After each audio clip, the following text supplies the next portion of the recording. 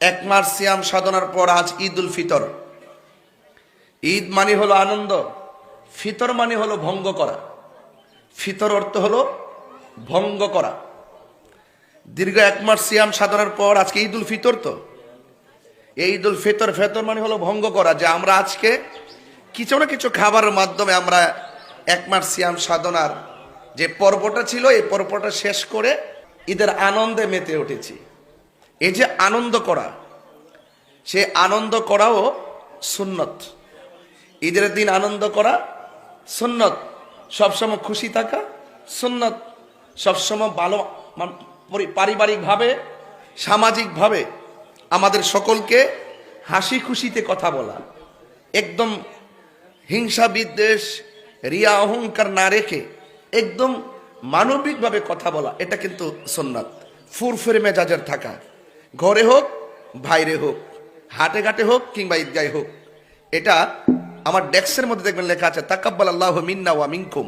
আল্লাহর হাবিব সাল্লাল্লাহু আলাইহি সাল্লামের আমলে যখন ঈদের নামাজ পড়তেন ঈদগার মাঠে এই শব্দটা উল্লেখ করে, এই শব্দটা বলে বলে তার আনন্দ প্রকাশ করতেন এবং একজন সে একজন অভিবাদন করতেন, তাকাব্বাল আল্লাহু মিন্না ওয়া মিনকুম। তো সেই জন্য আল্লাহ পাক রব্বুল আলামিন যেন এই সিয়াম সাধনাটাকে কবুল আর মঞ্জুর করে সকলে বলে আমিন।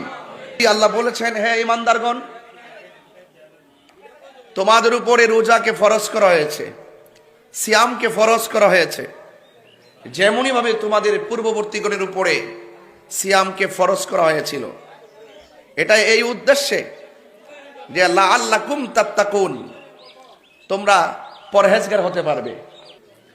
কিন্তু আমরা কতটুকু তাকওয়া অর্জন করতে পেরেছি? কত এক মাস সিয়াম সাধনার পর আজ ঈদ উল ফিতর। ঈদ মানে হলো আনন্দ, ফিতর মানে হলো ভঙ্গ করা।